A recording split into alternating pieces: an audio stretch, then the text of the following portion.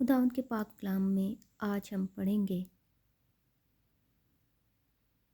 ایوب کی کتاب، اس کا 41 باب۔ کیا تو مگر کو شست سے باہر نکال سکتا ہے، یا رسی سے اس کی زبان کو دبا سکتا ہے؟ کیا تو اس کی ناک میں رسی ڈال سکتا ہے، یا اس کا جبڑا میخ سے چھید سکتا ہے؟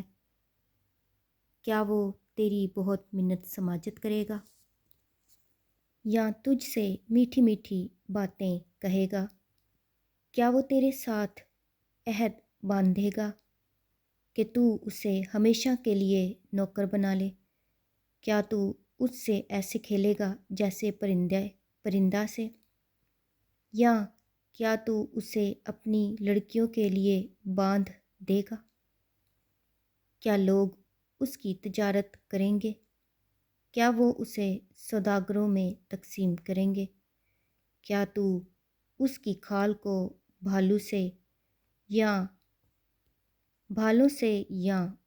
اس کے سر کو ماہی گیر کے ترسولوں سے بھر سکتا ہے؟ تو اپنا ہاتھ اس پر دھرے تو لڑائی کو یاد رکھے گا اور پھر ایسا نہ کرے گا۔ دیکھ، اس کے بارے میں امید بے فائدہ ہے۔ کیا کوئی اسے دیکھتے ہی گرنا پڑے گا؟ کوئی ایسا تند خو نہیں جو اسے چھیڑنے کی جرت کرے۔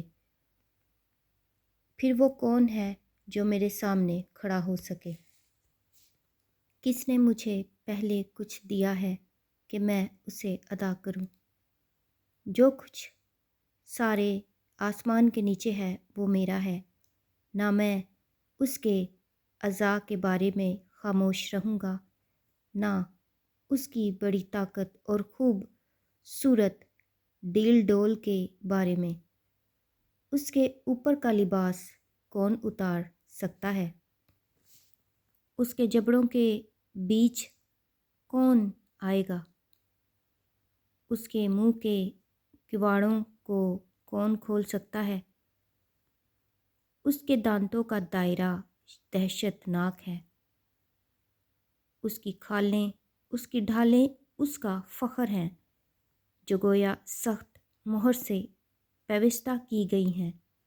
وہ ایک دوسری سے ایسی جٹی ہوئی ہیں کہ ان کے درمیان ہوا بھی نہیں آ سکتی۔ وہ ایک دوسری سے باہم پیوستہ ہیں، وہ آپس میں ایسی سٹی ہیں کہ جدا نہیں ہو سکتی۔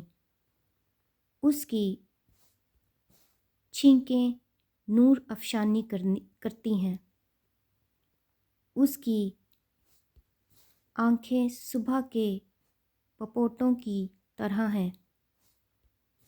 اس کے منہ سے جلتی مشعلیں نکلتی ہیں اور آگ کی چنگاریاں اڑتی ہیں۔ اس کے نتنوں سے دھواں نکلتا ہے، گویا کھولتی دیگ، اور سلگتے سرکنڈے سے۔ اس کا سانس کوئلوں کو دہکا دیتا ہے، اور اس کے منہ سے شعلے نکلتے ہیں۔ طاقت اس کی گردن میں بستی ہے، اور دہشت اس کے آگے آگے چلتی ہے۔ اس کے گوشت کی تہیں آپس میں جڑی ہوئی ہیں، وہ اس پر خوب سٹی ہیں اور ہٹ نہیں سکتی۔ اس کا دل پتھر کی طرح مضبوط ہے، بلکہ چکی کے نچلے پارٹ کی طرح۔ جب وہ اٹھ کھڑا ہوتا ہے تو زبردست لوگ ڈر جاتے ہیں اور گھبرا کر حواس باختہ ہو جاتے ہیں۔ اگر کوئی اس پر تلوار چلائے تو اس سے کچھ نہیں بنتا، نہ بھالے، نہ تیر، نہ برچھی سے۔ وہ لوہے کو بھوسا سمجھتا ہے اور پیتل کو گلی ہوئی لکڑی۔ تیر اسے بھگا نہیں سکتا، فلاخن کے پتھر اس پر تنکے سے ہیں۔ لاٹھیاں گویا تنکے ہیں، وہ برچھی کے چلنے پر ہنستا ہے، اس کے نیچے کے حصے تیز ٹھیکروں کی مانند ہیں، وہ کیچڑ پر گویا ہینگا پھرتا ہے، وہ گہراؤں کو دیگ کی طرح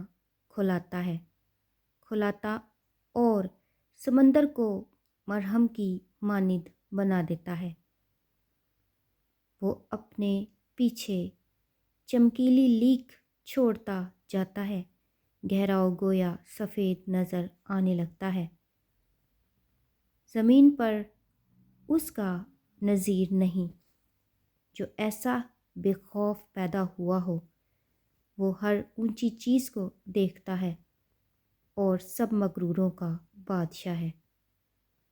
خداوند کے زندہ پاک کلام کے پڑھے اور سنے جانے پر خداوند کی خاص برکت ہو، خدا کا شکر ہو، آمین۔